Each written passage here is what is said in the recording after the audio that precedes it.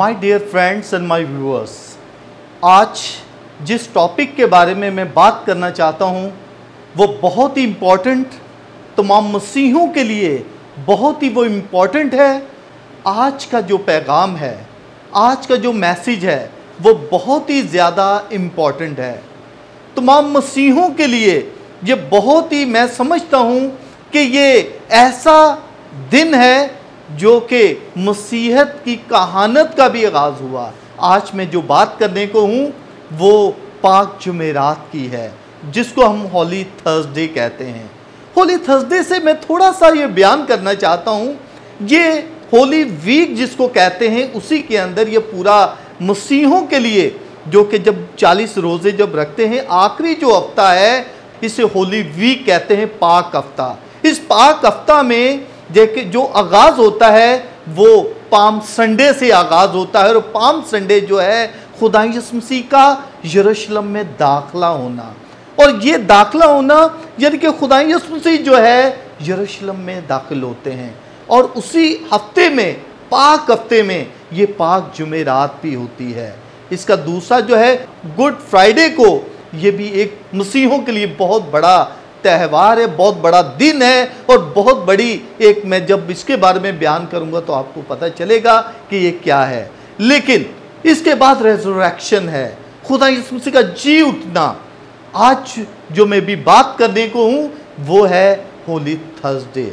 Holi Thursday actually जो है ये बहुत ज़्यादा मसीहों के लिए, मसीहत के लिए ये अहम है। सबसे पहले जब उसका आगाज़ होता है ये पाक जुमेरात जो है, सबसे पहले खुदा यीशु मसीह अपने शागिर्दों के साथ आखिरी खाना खाता है। अपने शागिर्दों से कहता है कि ये फसा, मेरा दिल चाहता है कि मैं आपके साथ फसा खाऊं, और अपने शागिर्दों को भेजता है कि जाओ फसा की तैयारी करो। और वो कहता है कि ये जो है, जो हम ये करने को हैं, बहुत ही इम्पोर्टेंट है। ये पाक जुमेरात मसीहों के लिए इस वजह से भी बहुत इम्पोर्टेंट है क्योंकि यहाँ पहले, सबसे पहला एक नया हुक्म खुदावंद ने दिया। नया हुक्म क्या था कि खुदा यीशु मसीह ने ये कहा कि जैसे मैंने तुमसे प्यार किया तुम भी एक दूसरे को प्यार करो। इत्तेहाद की दुआ करता है, और साथ यूक्रिस्ट सैक्रामेंट भी मुकर्रर करता है, और कहानत भी आज के दिन मुकर्रर होती है, और आज के दिन कहानत का भी दिन है और उसको मनाया जाता है। ये तमाम चीज़ें जो है पाक जुमेरात को की जाती हैं। जब हम ये देखते हैं पाक जुमेरात जो है ये आम सा दिन नहीं, मसीहों के लिए एक बहुत इम्पॉर्टेंट है। ये क्यों इम्पॉर्टेंट है? सबसे पहले कि जब खुदा यीशु मसीह आखिरी खाना खाता है, तो आखिरी जब खाना खाता है तो एक, जैसे वो बाला खाने में आता है तो शागिर्द आपस में लड़ते हैं, झगड़ते हैं, एक दूसरे से बातचीत करते हैं कि हमने से बड़ा कौन है। खुदा यीशु मसीह कहता है कि बड़ा वो है जो अपने आप को छोटा बनाए, वो बड़ा किया जाएगा, जो छोटा है वो बड़ा किया जाएगा। और खुदा यीशु मसीह ने एक एग्जाम्पल दी, मिसाल दी। जब वो खाना खाने बैठे तो सबसे पहले और अपना चोगा उतारा और टावल अपने कमर में बांधकर अपने शागिर्दों के पांव धोए। ये पांव धोना जो है ये बहुत ही अपने आप को हकीर बना देना, अपने आप को मजलूम बना देना, अपने आप को छोटा बनाना। और उसने अपने शागिर्दों के जब पांव धोए तो शागिर्द भी हैरान थे। उसने कहा कि जब मेरा कोई भी तुम्हारे साथ ताल्लुक नहीं होगा जब मैं आपके साथ ये पांव नहीं धोऊंगा। पतरस कहता है कि मुझे पूरे को ही धो डाल। उसने कहा जितनी ज़रूरत है उतना ही करना है। मैं ये समझता हूँ कि खुदा यीशु मसीह जब वो बैठता है, मुकर्रर करता है ये टाइम, तो ये बहुत ही एक इम्पॉर्टेंट है हमारे मसीहों के लिए। हम पाक जुमेरात को जाते तो हैं, चर्च में जाते हैं, दुआ करते हैं बहुत ज़्यादा, तो इसकी स्पिरिचुअलिटी को हम नहीं समझते हैं। इसकी स्पिरिचुअलिटी ये है कि हम खुदावंद के आगे उस दिन को याद करें, दिन में हुआ क्या, किस किस तरीके से खुदा यीशु मसीह ने अपने टाइम को गुजारा, वक्त को गुजारा। और जब पाँव धो चुका, कहता है जैसे मैंने तुम्हारे साथ किया तुम भी एक दूसरे के साथ करो। पूरी कलीसिया आज के दिन पूरी दुनिया में आलमगीर कलीसिया 12 लोगों के पांव धोते हैं ताकि इस रस्म को जारी और सारी रख सके। और ये तमाम चर्चेस में होता है, इसमें कोई ऐसा चर्च नहीं जो ना कर सके। सब ये रस्म अदा करते हैं और खुदा यीशु को याद करते हैं। और जब खाना खाने बैठते हैं तो सबसे पहले खुदा यीशु मसीह रोटी लेता है, कहता है ये रोटी है, मेरा बदन है। और जब उसे तोड़ता है, कर ये बतेरों के लिए तोड़ा जाएगा और मेरी यादगारी के लिए यही किया करो। और उसके बाद मैं का प्याला लेता है, कर ये मेरा नए अहद में ये मेरे खून का प्याला है और ये बतेरों के लिए बहाया जाएगा और मेरी यादगारी के लिए यही किया करो। और ये जब सब कुछ हो जाता है तो खुदा यीशु मसीह बड़ा संजीदा होकर बड़ा गमज़दा हो जाता है और कहता है कि यहाँ पर एक ऐसा भी मौजूद है जो कि मुझे पकड़वाने को है। सारे शागिर्द आपस में एक दूसरे से पूछना शुरू हो जाते हैं, वो कौन है? ऐ खुदा मैं हूं। एक दूसरे से जब पूछते हैं तो सब आखिरी, क्योंकि खुदा इसमें सब कुछ जानता है, यहूदा इस्करियोती के बारे में। यहूदा इस्करियोती जो करने को है, खुदा इसको पकड़वाने को है, उसका अपना साथी, अपना एक जिसके साथ वो खाता पीता था, सब कुछ करता था, वही खुदा यीशु मसीह को पकड़वाने के लिए तैयार हो जाता है। मैं ये कहता हूं कि हमारी इंसानियत कहाँ गई? आज इंसानियत, मैं कहता हूं कि हमारे घरों में भी ऐसे बहुत सारे लोग होते हैं, ऐसे इदारों में होते हैं जो कि जड़ें काटने के चक्कर में होते हैं। ऐसे ही यहूदा इस्करियोती बहुत सारे हमारे इदारों में, हमारे घरों में होते हैं जो कि माँ बाप को मारने के चक्कर में होते हैं, बहन भाइयों के लिए, एक पैसे के लिए, एक लालच के लिए, एक हविस के लिए। क्योंकि यहूदा इस्करियोती ने भी पैसा लेकर 30 मस्काल लेकर, चांदी के सिक्के लेकर खुदा यीशु मसीह को पकड़वा दिया। और खुदा यीशु मसीह जब खाना खाता है और वो आपस में बात करते हैं, ऐ खुदाउन क्या मैं हूं? लेकिन यहूदा इस्करियोती देखता और खुदा यीशु मसीह उससे कहता है, क्योंकि जा जो तूने करना है वो कर। यहूदा इस्करियोती उसी वक्त चला जाता है और सरदार काहिनों के साथ, फकीरों फरीसियों के साथ एक मंसूबा बनाता है और उसे कहता है, हाँ मैं उसे पकड़वाऊंगा। तो वो कहते कोई निशान दे। अभी वो निशान का जब बात करते हैं, निशान की वजह से वो परेशान हो जाता है कि मैं खुदा यीशु मसीह के लिए वो कौन सा निशान दूं, कौन सी ऐसी निशानी है जिससे मैं उसे पकड़वा सकूं। लेकिन वो परेशान हो जाता है और आखिरी सिर्फ उसकी हमदर्दी, उसका प्यार, उसका खुलूस, वो जो दूसरे अपने शागिर्दों को देता है, लोगों को देता है, वही उसे याद दे रहा है। तो कोई हमेशा वो दूसरों के लिए भला चाहता है, दूसरों को जिंदगी देने की कोशिश करता है, दूसरों के लिए राह हमवार करता है, राह दूसरों के लिए दिखाता है। हमेशा अंधों को बनाई देना, दूसरों को जो कोढ़ी है उनको शिफा देना। वो कहता क्या है? सिर्फ उसके पास एक ही निशान था, जो बोसा लेना। और उनको कहता है कि मैं जिसका बोसा लूंगा, जिसकी मैं किस करूंगा, वही यीशु होगा। और उसी वक्त जब वो बातचीत करते हैं और यहां पर टेबल पर बैठे हुए वो खा पी रहे होते हैं और आपस में बात करते हैं, और पतरस कहता है खुदा यीशु मसीह से, ऐ यीशु मैं तेरे लिए अपनी जान भी देने के लिए तैयार हूं। उसी वक्त खुदा यीशु मसीह से कहता है, वो जानता है कि उसे वो कहता है कि तू कैफा है, तुझ पर मैं अपनी कलीसिया बनाऊंगा, और उस पर सब कुछ करता है। लेकिन उससे कहता है तू मेरा 3 दफा इनकार करेगा।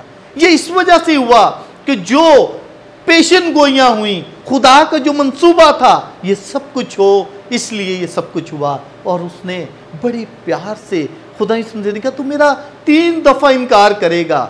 और जैसा खुदा ने कहा, क्योंकि खुदा यीशु मसीह कहता है आसमान और जमीन टल जाएंगे लेकिन मेरी बातें कभी भी नहीं टलेंगी, और इसी वजह से उसने ये सब कुछ किया।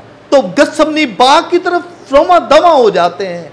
खुदा यीशु मसीह बड़ा अफसुर्दा, लेकिन वो खुदावन की प्लानिंग को जानता है, उसके मंसूबे को जानता है, जो उसका मंसूबा है। जब गत्समनी बाग में पहुंचते हैं, वहां पर आ जाते हैं, तो अपने शागिर्दों को बिठाकर अलहदा जाकर दुआ करना शुरू करता है और कहता है बाप हो सके तो ये प्याला मुझसे टल जाए, तां भी मेरी नहीं बल्कि तेरी मर्जी पूरी हो।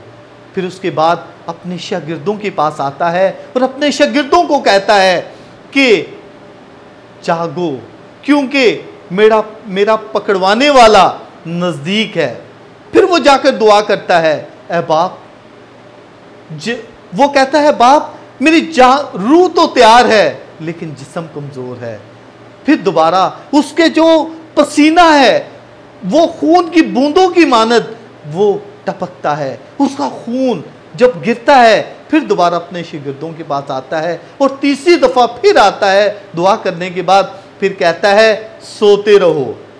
जब वो कहता है और यहूदा इस्करियोती और सारे फकी और फरीसी और सिपाही भी आ जाते हैं और उसके ऊपर सारे उसको पकड़ना शुरू कर देते हैं कि तुम किसे ढूंढते हो। उसने कहा यीशु को। उसने कहा मैं ही हूँ। और यहूदा इस्करियोती उसकी किस करता है और उसका बोसा लेता है और उसको वो पकड़ लेते हैं। कहता मैं हर रोज तुम्हारी हैकल में तालीम देता था, बारहा मैं तालीम देता था, उस वक्त मुझे नहीं पकड़ा। अभी मुझे चोरों की तरह लाठियां लेकर और तलवारें लेकर पकड़ने को। तो उसी वक्त पतरस आकर एक सिपाही का कान उड़ा देता है, लेकिन उसे कहता है पतरस तलवार को अपनी म्यान में रख। और तलवार को उसे कहता है जो तलवार से मारते हैं वो तलवार से ही मारे जाते हैं। इसलिए और वो सारे तितर बितर हो जाते हैं और सिपाही उसे पकड़ कर ले जाते हैं। क्या वो लम्हा होगा, क्या वो खामोशी होगी, क्योंकि शागिर्द भी उसे छोड़कर भाग जाते हैं, कोई इस तरफ कोई उस तरफ। खुदा यीशु चारों तरफ देखते रहते हैं और वो बस खामोशी के साथ चले जाते हैं। पूरी रात उसकी कचहरी में उसमें पिलातुस के सामने और फकी और फरीसी उसको दरबार में ले जाते हैं और उसकी पेशी करते हैं और उस पर इल्ज़ाम पे इल्ज़ाम लगाते हैं। और पिलातुस उससे पूछता है कि तू यहूदियों का बादशाह है। वो कहता तू खुद कहता है। खुदा यीशु मसीह कुछ भी नहीं कहता, खामोश रहता है। लेकिन यहूदी फकी और फरीसी इतना इल्ज़ाम लगाते हैं, लेकिन खुदा यीशु मसीह की खामोशी, खुदावन की जब कहते हैं ना, जब बाप के साथ वफादारी हो, दुनिया के लिए वफादारी हो, उसने अपने आप को कुर्बान करना था, तमाम इंसानियत के लिए अपने आप को कुर्बान करने के लिए तैयार रहता है। और यही उसकी एक इंपॉर्टेंट बात थी कि उसने अपने आप को खामोश कर दिया। पिलातुस उसे कहता है तेरे सारे जो हैं जितने भी तुझ पर इल्जाम लगाते हैं, ये यहूदी, ये फकी और फरीसी, और तू एक बात भी नहीं करता। और वो बिल्कुल खामोश रहता है। कह रहे ये कोई भी इख्तियार, वो कहता है पिलातुस मुझ में इख्तियार है कि तुझे मैं छोड़ दूं।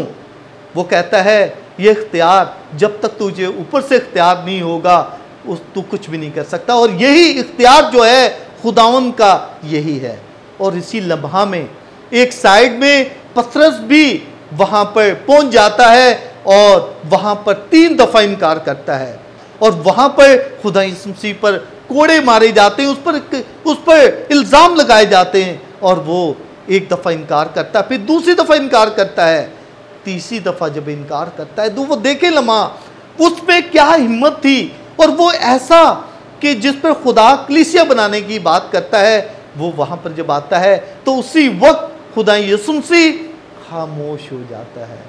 और उसी दम जब तीसरी दफा पतरस इनकार करता है तो मूर्ख अजान देता है। पतरस जार रोता है कि मैंने क्या किया। जैसे खुदा यीशु मसीह ने कहा वैसा ही पूरा हुआ, क्योंकि खुदा यीशु मसीह की कोई भी बात ऐसी नहीं जो पूरी ना हो। और फिर उसके बाद वो चले जाते हैं और खुदा यीशु मसीह पर फतवा दिया जाता है और उसे स्लीप पर चढ़ाने की बात की जाती है। स्लीप पर जब पिलातुस कह देता है कि आपकी मर्जी जैसा भी करो, मेरा इसमें कुछ भी नहीं, और तमाम यहूदी फकी और फरीसी और सरदार काहिन वो कहते हैं हमारे और हमारे बच्चों पर आने दें, और उसे स्लीप दे दी जाती है। वो लम्हा पाक जुमेरात का गतसमनी का बाग, वो क्या लम्हा था तमाम दुनिया के लिए। हम दुआ करते हैं, हम रस्म अदा करते हैं। इस दिन पाक जुमेरात को कहानत का सैक्रामेंट का आगाज होता है। कहानत का जो सैक्रामेंट है इसी दिन मुकर्रर हुआ, और यही जो है पाक यूस क्रिस्त का जो सैक्रामेंट यही होता है। और खुदा यीशु मसीह इसी दिन एक ऐलान भी करता है, एक नया हुक्म देता है, जैसे मैंने तुमसे प्यार किया तुम भी एक दूसरे से प्यार करो।